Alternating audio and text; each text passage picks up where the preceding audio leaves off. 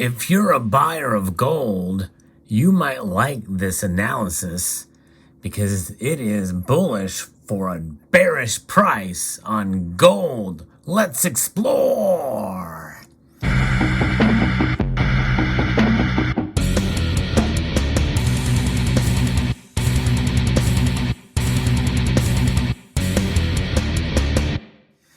There's a lady who has made a prediction. I've never heard of this organization or this lady, but nonetheless, some of the reasoning makes some sense, especially when we're looking at exchange-traded funds, and that's what we're going to be talking about in this video, and how it can relate to spot price.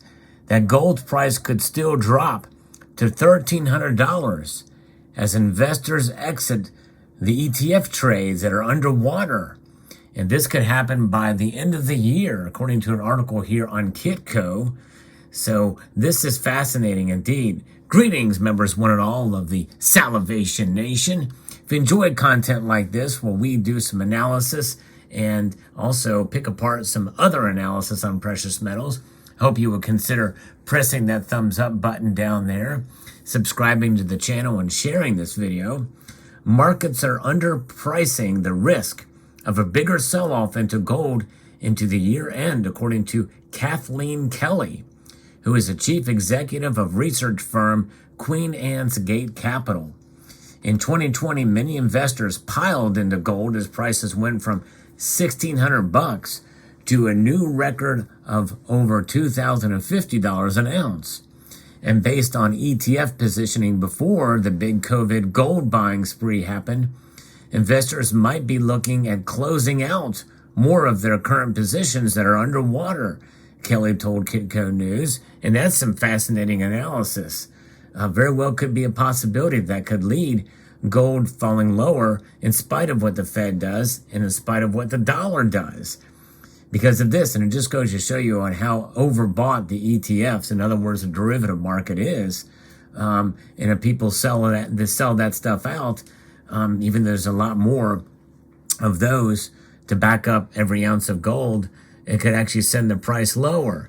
But what will that do to premiums? Stay tuned for my thoughts on that further in the video. During COVID, a lot of people put their assets into gold, especially into ETFs, she said. Everyone piled into gold ETFs, and gold ETFs went from 80 million ounces up to 110 million ounces. A lot of those purchases are now underwater. In 2022, gold saw 7 months of consecutive losses and was trading near the $1,600 an ounce level in October. Recently, the precious metal caught a bit of the bullish wave as chaos in the crypto space following the FTX collapse pushed people into safer assets such as gold, and by the way, also silver. But I think what she's missing is that there's been a lot of new physical gold accumulators, stackers, dare I say, and also silver too. I don't think she's accounting for that. Right now, you've got a bounce in gold because of what's happening in crypto. A lot of assets are coming out of crypto and some money is flowing back into gold.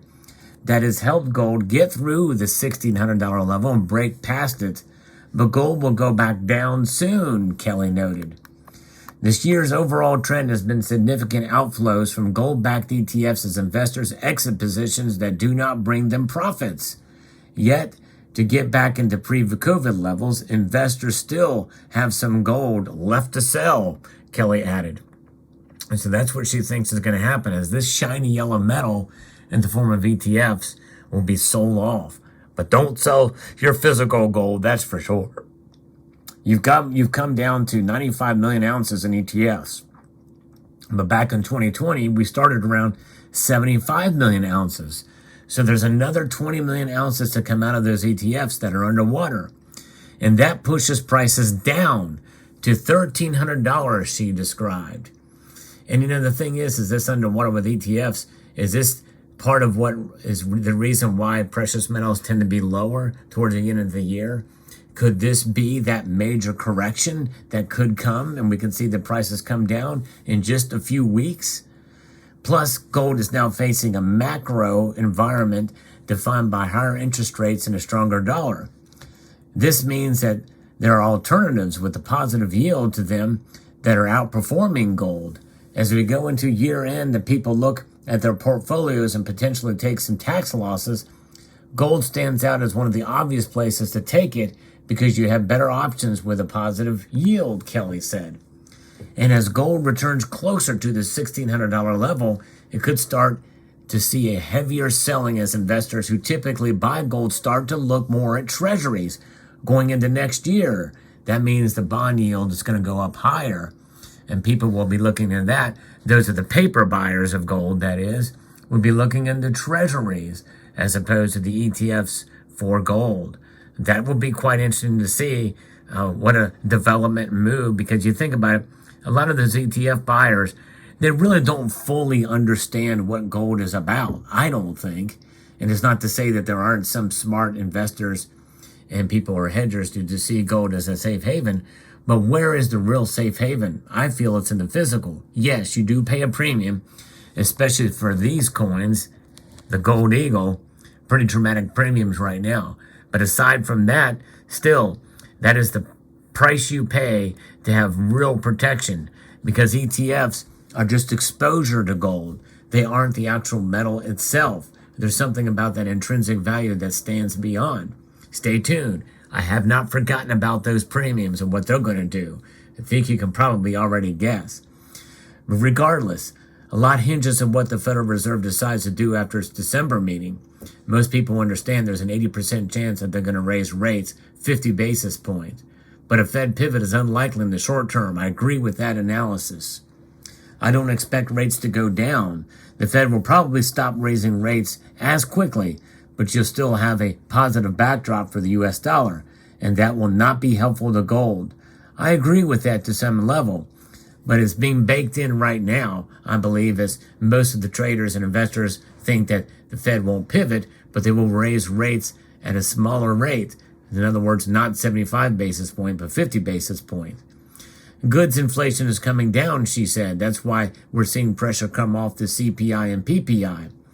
I would expect the Fed would raise rates by 50 basis points in December. Then I would expect a pause before the next hike. The Fed will continue to hike in the first quarter of next year. However, it all depends on wage inflation. But the thing is goods inflation is coming down only in the rate of the speed of it. In other words, the velocity of inflation. Because when you think about it, we've got just under 8% now from the year before, where it was 6.2%. So it's still up, and it's still very high, and it's still bad news. The numbers, and the markets look at the numbers and see, well, it was less than the month prior. But it's less being stacked on top of what was already a rising interest rate. Where are we going to see deflation? No. That's where it would actually go negative. And we're not going to see that anytime soon, that's for sure. To keep inflation expectations contained, the Fed will have to keep up its strong game plan on inflation.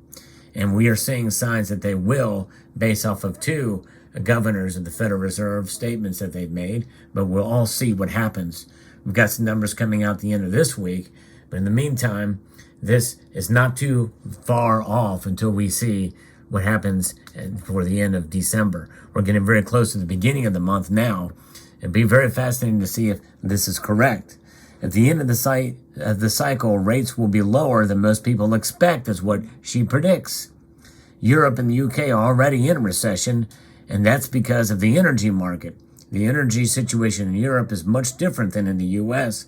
We think the economy in the US will slow, and it needs to slow, but it will avoid recession, she says. This is going to be one of the reasons why the dollar will continue to outperform.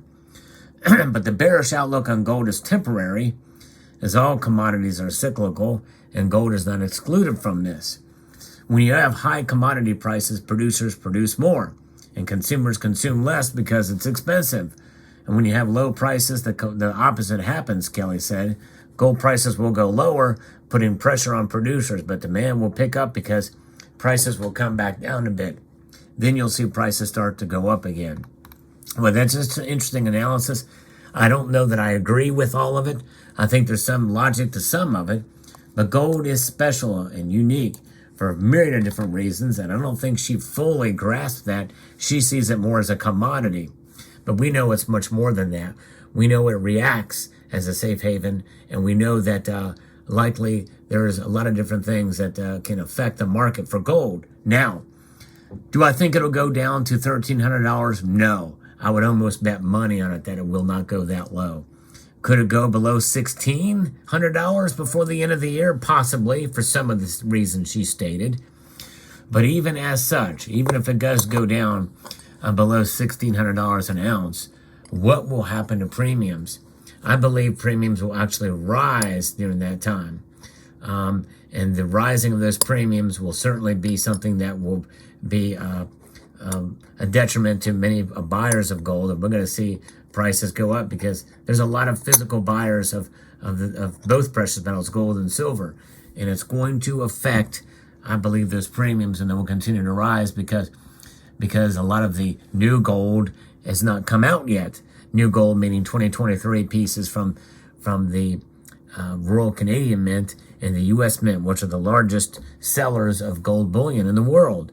We're already starting to see 2023 Britannias come aboard, but not gold buffaloes and gold eagles especially, which is the most popular brand. So it'll be very fascinating to see where it goes. In the end, it's all up to what happens in the long run, where gold goes anyway. Same thing with silver. And so even if the price does fall, I believe we're going to see premiums actually rise, and we may not see gold fall below current levels to where they're at, even if there's a dramatic fall in price. I believe, at least through the end of the year, that we'll see premiums rise, especially if they go down, because people will want to buy more of it and see it as a buying opportunity. I believe anything below $1,600 silver or gold is an absolute bargain. And in fact, it may be worth paying a little bit higher premium on a percentage-wise if the price falls below that. Many people feel this way. I believe many people would feel that way if that occurs. So that's just my thoughts on it. Let me know what yours are on this video. I would like to extend a multitude of gratitude to you all for taking the time to watch. I know it's my tagline, and I say it, but I mean every word of it. Without you as the viewer, this channel is nothing. So I appreciate very much you taking your time to watch this video. And as I extend that multitude of gratitude, I want to encourage you to please rate this video. Again, yes, please thumb it up if you found it interesting. Share it with other community members out there on other social media platforms. Comment and subscribe.